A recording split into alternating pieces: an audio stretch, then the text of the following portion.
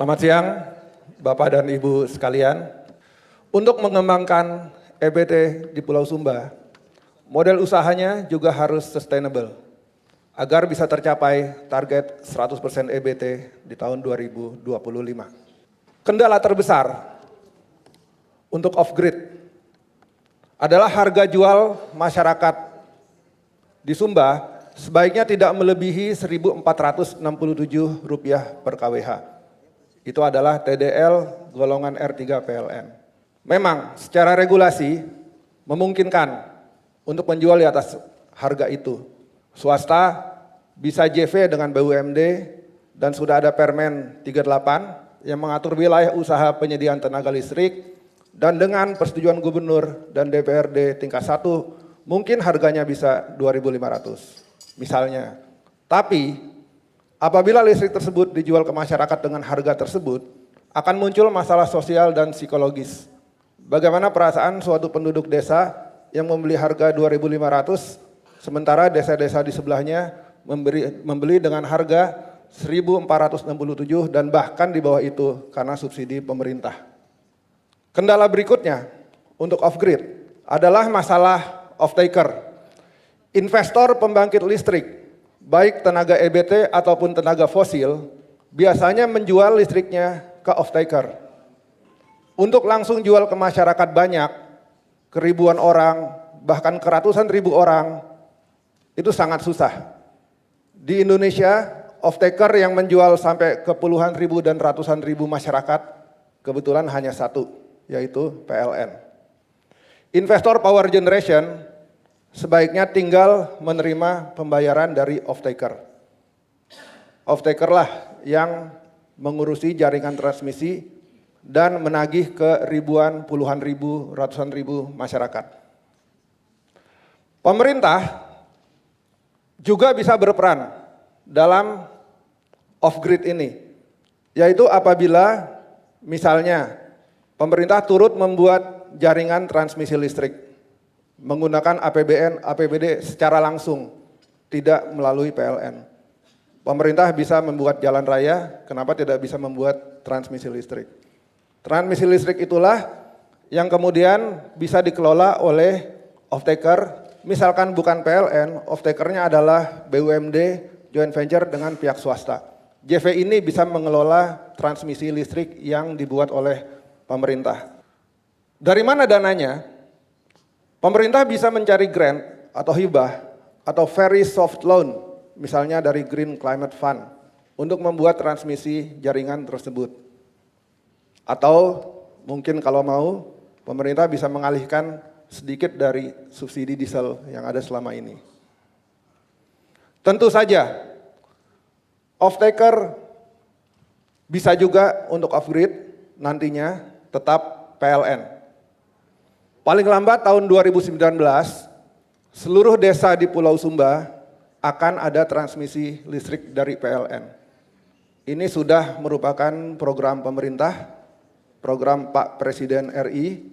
Di ujung-ujung desa Papua akan ada jaringan listrik, masa di Sumba Iconic Island yang tercinta ini tidak ada jaringan listrik. Setelah masalah jaringan transmisi diselesaikan, muncul masalah lain yang kita sebagai pengusaha EBT juga harus turut memikirkan. Tadi kita lihat bahwa masyarakat akan membeli di 1.467 bahkan di bawahnya. Jadi pihak swasta sebaiknya pengusaha EBT menjual listrik ke off-taker baik PLN ataupun bukan tidak melebihi Rp1.900 per kilowatt hour. Kenapa tidak di bawah angka itu? Karena kondisi logistik di Pulau Sumba yang beda dengan Pulau Jawa, semuanya lebih mahal. Dan belum memungkinkan untuk di Pulau Sumba untuk bisa membuat satu power plant EBT langsung besar, misalnya 100 megawatt peak. Jadi jangan kita diharapkan untuk membuat dengan cost di bawah 10 sen. 14,5 sen, situ sudah bagus. Kenapa tidak menjual di atas harga itu?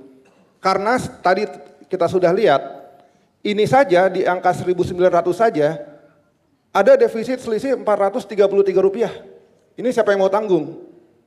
Jelas bukan swastanya. Lagi-lagi kita minta PLN yang tanggung atau pemerintah yang tanggung. Jadi kalau sudah visible di harga 1.900, janganlah pihak swasta minta lebih-lebih lagi karena tidak akan sustainable. Mari kita lihat power plant EBT apa di Pulau Sumba yang bisa dijual listriknya di 1.900 per kWh. Dengan masih ada sedikit profit. Karena kalau diharapkan rugi, tentu itu bukan perannya swasta. Saya di sini bicara sebagai pengembang EBT yang sedang mengembangkan listrik EBT di pelosok NTT. Nanti akan saya jelaskan. Mini hydro bisa dibuat bila di dekat lokasi elektrifikasi yang diinginkan, ada aliran sungai yang debitnya cukup. Dan faktor-faktor biaya lainnya seperti EPC, tanah, dan perizinan memungkinkan.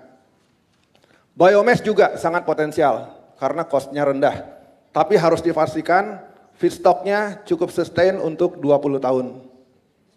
Tenaga angin, apabila kebetulan wind speed-nya mencapai 6 meter per detik, tentu bisa dibuat. Tetapi harus diingat, angin adalah intermittent, jadi selain syarat ekonomi, grid-nya harus kuat juga. Bagaimana di lokasi-lokasi yang belum visible untuk mini hydro atau biomass atau angin, atau sebenarnya visible tapi baru COD 3 tahun lagi atau 4 tahun lagi. Solusinya adalah solar PV hybrid. Mengapa hybrid? Karena solar PV termasuk intermittent, kadang produksi, kadang tidak, tergantung awan dan cuaca. Di malam hari jelas tidak produksi.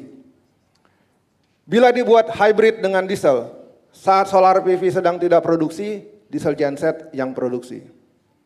Average total solar radiation di seluruh Pulau Sumba, bisa dilihat di situs NASA, memenuhi syarat. Biaya EPC yang tahun-tahun lalu tidak memungkinkan, sekarang sudah memungkinkan. Bila investasi diesel gensetnya dilakukan oleh PLN sebagai business as usual, investasi solar PV hybrid dengan diesel genset tersebut sudah visible di angka 1.900 dimanapun di seluruh Pulau Sumba. Ini ilustrasi saja. Di sini dilihat bahwa untuk harga 14,5 US dollar sen, visible untuk solar PV berapapun harga bahan bakal diesel, selama diesel gensetnya bukan urusan pengembang EBT. Apabila pengembang EBT diminta untuk IPP hybrid sekaligus. Jadi kita menyediakan solar PV dan diesel genset, PLN tahu beres tinggal terima listriknya. Kami siap di harga 18,5 US dollar sen. Tapi dengan catatan, apabila harga solar melebihi sekitar 7.656, tentu urusannya beda. Harus ada pihak yang menanggung kenaikan harga solar tersebut, harga diesel tersebut. Nantinya, pada saat baterai sebagai energi storage system sudah murah, yang mana sebelum tahun 2025 akan cukup murah untuk menggantikan diesel system, kita semua tidak perlu khawatir lagi bahwa kenaikan harga diesel. Dan seluruh diesel genset di Pulau Sumba bisa diganti dengan baterai sebagai energi storage system. Tidak hanya di Pulau Sumba, seluruh Indonesia, seluruh dunia diesel genset sudah diperlukan lagi saat tahun 2025. Dari mana angka-angka tadi didapat? Kebetulan kami sedang mengembangkan utility scale, yaitu 1 megawatt peak per lokasi di 14 titik di NTT secara sekaligus. Yang sifatnya hybrid dengan existing PLN diesel generators, termasuk di Waitabula dan Waikabubak. Karena di Sumba Timur tadi sudah ada IPP yang masuk. Land juga sudah bikin di Kupang, di Atambua juga sedang ada yang develop. Kami develop di 14 titik ini, sebagian sudah feasibility study, sebagian masih pre-FS, sebagian tanahnya sudah dikuasain, environmental, social, dan impact assessment sedang dilakukan, dan yang paling penting, kami telah menerima surat dukungan tertulis dari PLN NTT bahwa kami boleh melakukan hybrid ini dengan PLTD milik mereka. Ini menunjukkan bahwa PLN sebenarnya komit dengan EBT selama tidak merugikan mereka secara finansial. Kembali ke off-grid. Jadi, tadi kita lihat bahwa off-grid ada dua permasalahan. Pertama, harga jual ke masyarakat tidak bisa tinggi dan off-takernya harus ada dulu. Jadi, pihak-pihak power generation investor yang sekarang sedang siap-siap invest di Pulau Sumba dan dalam pre-FS-nya terlihat bahwa proyek hanya bisa jalan kalau harga jual jauh di atas 1.900, sebaiknya jangan dulu lanjut, pastikan dulu ada off-taker dan off-takernya mau beli.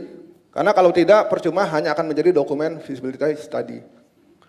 Langkah pertama, langsung saat ini juga habis ini, jangan ada lagi elektrifikasi baru yang hanya diesel murni. Langsung taruh solar PV di sampingnya. Kalkulasi membuktikan bahwa itu lebih ekonomis dibandingin 100% diesel genset. Ini saya bicara diesel genset dengan harga diesel bahan bakar masih 6.000. Kalau bahan bakar 3.000 ya beda lagi ceritanya. Kalau bahan bakarnya 9.000 jelas nggak akan balik investasi diesel genset. Jadi dengan harga yang sekarang, apabila setiap diesel genset langsung ada solar PV di sampingnya, itu sudah visible. Kalau kebetulan ada angin, silakan dipasang juga. Setelah solar PV hybrid diesel terpasang, berikutnya apabila di lokasi itu ada mini hydro biomass yang bisa COD, diesel gensetnya bisa dihilangkan. Intermittentnya solar PV akan disinkron dengan mini hydro dan biomass. Dan ujungnya paling penting sebelum 2025 menurut perkiraan semua riset harga baterai akan turun sampai bisa menggantikan diesel genset. Jadi kalau benar PLN bisa membuat transmisi sampai 100% desa dan kalau benar baterai nanti harganya turun, target Sumba EBT 100% di tahun 2025 pasti akan tercapai. Terima kasih. Terima kasih banyak Pak Arya.